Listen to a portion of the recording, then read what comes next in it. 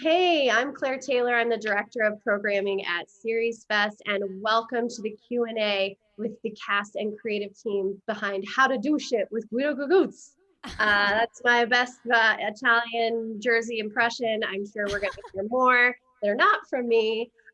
Welcome, you guys. We're so excited to have you in the lineup. I laughed my ass off watching this, as I'm sure our audiences did as well. So my first question, because I'm sure everybody's wondering, is where did this idea come from? What's the inspiration behind Guido?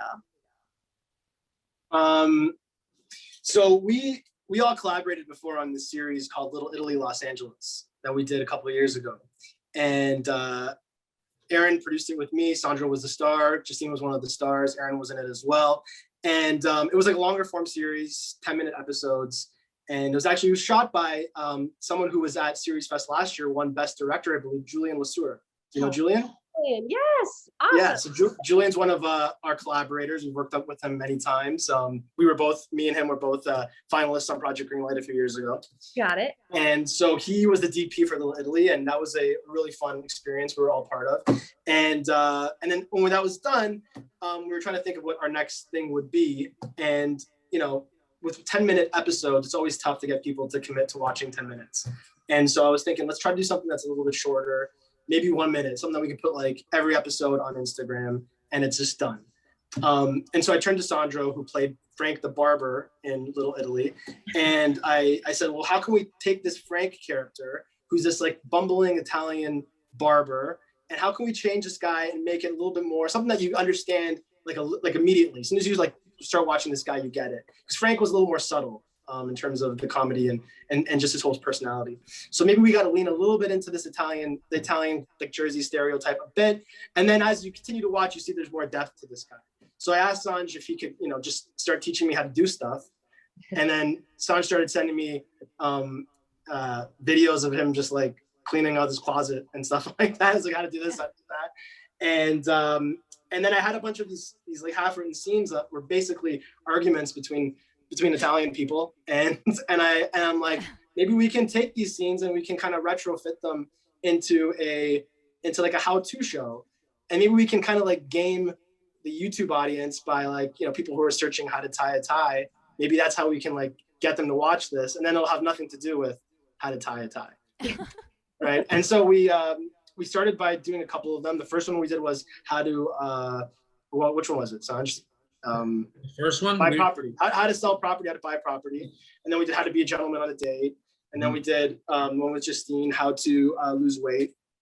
And so they started off with just some of these scenes, and then I'd bring Sandro in, and then we'd write them, we'd punch them up together and then come up with new ideas together. And then when we had different talent that we bring in to be his guests, some of them were writers as well, and so we'd ask them to kind of contribute and punch up the scenes and just come up with ideas. So I had people pitching me how-tos, and we kind of all collaborated on that together, and so that's basically it.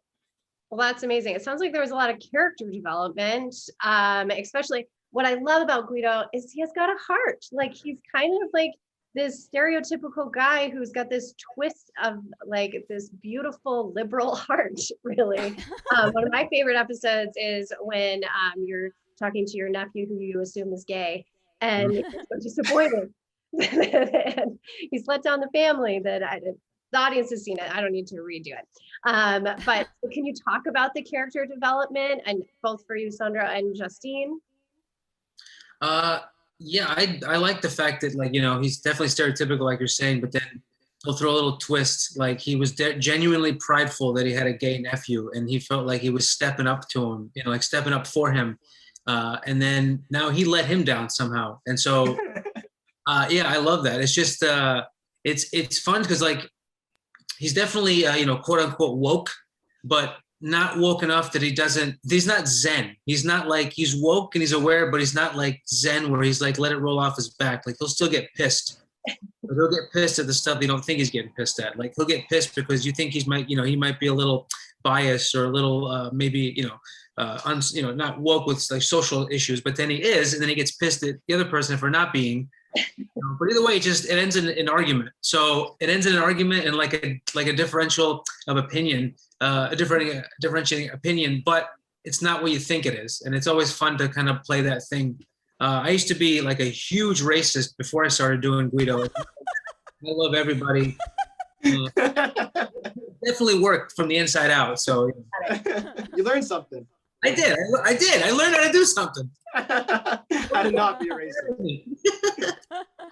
I just want to say, if it comes across that Guido has a heart, I think it's definitely because of Sandro, because he's so great at being argumentative and blowing up, but you still like him no matter what he does. So I mean, that has to do with Sanj. And I also think that like the things that make Guido kind of like him, I think it's a representation of like what people are like today a little bit. So it's like, if you have somebody in your family that's kind of like Guido, I think that it's truthful that they might react kind of the way Guido might react. You know what I mean? That they have some backwards ideas, but their heart is in the right place. Yeah, I love. Does that make sense? Yeah, it makes total sense, because when you said that part about you still like the character, and I appreciate it. It's very nice you can say that. I appreciate you saying that. But the thing is that, yeah, I can see that, because I myself like to have the opinion, and I'm very, very staunch in my opinion, and I'll tell you that, but then I want you to like me. So it's the tearing of both sides. It's like, here's where I stand, but is it okay that I stand here? Like that's the kind of Makes perfect sense. It's human duality, right? Like you guys approach that in such a fun way. And you clearly had fun making this together. Justine might be frozen, but beautifully frozen. Like she's so stunning. What is like a day in production look like? I mean, these are pretty short episodes. What's a day in the life on set with Guido? So we designed basically the show around, we wanted to have something like a concept or format that we could just throw together very quickly whenever we had time between us and we had a guest that we could kind of bring on to kind of play with Sandro. And so, we knew going in, we wanted to do this with every episode has to be one location. Every episode has to have 3 shots. We have, a 2-shot and then the singles each side. And we're going to pretend like there's 3 cameras, but there's only really 1 camera. And we're going to try to, every episode's a minute. So we're going to try to, bang this thing out in like an hour and a half. Maybe we'll do a rehearsal the day before. And then if we can get the person and we all have time, and then we'll show up to a location and we'll just shoot it as quickly as we can. So that was all kind of baked into the format. So when we do have like a shoot, like we just got back to it last week, we shot an episode with Justine. The first one in person in more than a year. So we this episode we needed to find a location, a dance studio, because it was How to Dance. And so what we did was we did a quick rehearsal at my place the day before, and the rehearsal was just Sandro and Justine and myself, and we did that for like an hour. We went over the scene a couple times. They it was a lot of back and forth. They did it, and then the next day we went to this dance studio, and we had 2 hours in there. We brought in a couple lights. Aaron set up the sound. Aaron's our producer, but he's also our sound guy. And I set up the camera. Justine and Sandro, got into their costumes, their wardrobe. They rehearsed it a couple times, and then we set up the lights and shot it. And we shot the 2-shot first a couple times, and then we moved on to coverage of each of them. And then after we did it as many times as we could, we wrapped. And usually we'll try to get some like improv stuff in there afterwards. That's something that we're trying to do after, in this new season. We want to try to get another episode in there of maybe them just of the character of Guido and his guest improvising something that has nothing to do with the how-to, maybe like a behind the scenes thing of them in character. So that's something that we try to do at the very end if we have time. I was going to ask how much of it is scripted and what is improv, because I mean, you guys just always have chemistry, like back and forth is so fast, and if there are moments, kind of to treat from behind the scenes, or like especially funny memories of moving through some of that improv as well. What do you guys think? Sandro is so fun to work with just because he's so good at improvising, and I have a hard time not breaking just because he's so funny. Just the stuff he'll say at the end. I mean, last week in particular, it was so funny. But also, Adriano's so good about like letting us really feel free. Like he's such a good director and he has such a clear vision, but then he does still give us this space to play. So I feel like it's really is a collaboration where we're all just kind of working on it together. We all have the common vision, but there is room for each of us to kind of breathe and try out different things and see what feels right and go from there. But Sandro, I love improvising with him just because he's a real hoot.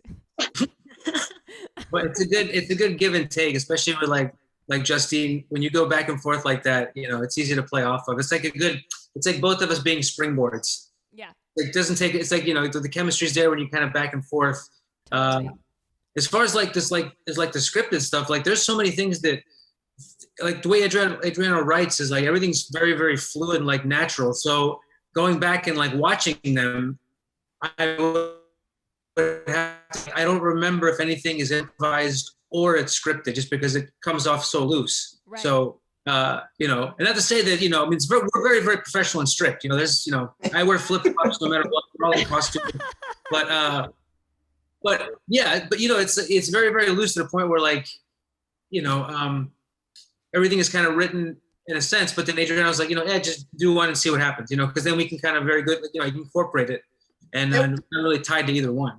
And because they're so like tight and 1 minute that like we have to be. You can only do so much improvising in order to like not deviate and then be able to come back. So a lot of times, a lot of the improvising is done in rehearsal or when we're reading the scripts beforehand, where we'll have like a draft of the script and then Sandro and like Justine or Sandro, whoever will be reading it, and then they'll be improvising there, and then I'll work that into like the next draft, and then it'll kind of become like baked into the script, and we'll try to find a way to make it work, because they're just so tight, and we're just trying to adhere to the 1 minute thing as like a strict rule for us, because with Little Italy these things were like 10 minutes, and we did another series before called The Age of Insecurity where they were like 10 minutes, and so you kind of just write something and you let it go, and it's been a challenge to kind of get it down to 1 minute, but I think it's benefited the show like greatly that you have to cut things out that aren't working, and you really like say these are the funniest things, that's all we need, we don't need